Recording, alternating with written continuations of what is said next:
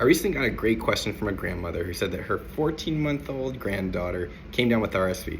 And she basically wanted to see, is there anything that can be done in the home to make sure that everyone else doesn't get sick and prevent transmission? My name is Brandon Hunter. I'm a board-certified pediatrician and pediatric ICU doc, and today going to go through some tips to prevent respiratory viral spread in the home. So to start off with the basics, there are really three ways that viruses spread person to person. So the first is called contact spread, then there's droplet spread, and aerosol spread. So for contact spread, this is either direct contact person to person or through what we call fomites, usually hard surfaces like a cell phone or a mug.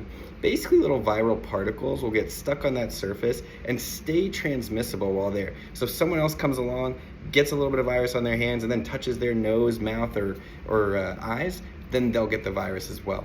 The second way is through droplet spread. And so this is basically after a cough or a sneeze, there are little respiratory droplets that get into the air.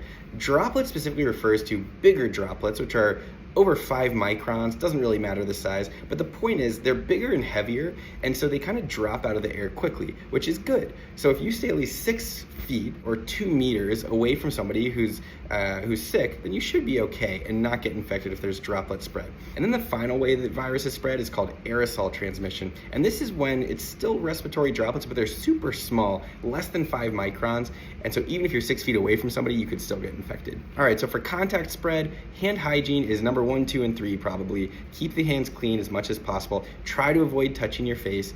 Clean surfaces with Clorox when you can.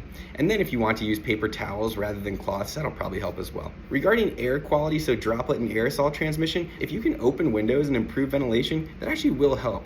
Second thing is what's called a HEPA filter. To be a true HEPA filter, you have to be able to filter 99.97% of super tiny droplets from the air, so like 0.3 microns, so really, really small, through the filter.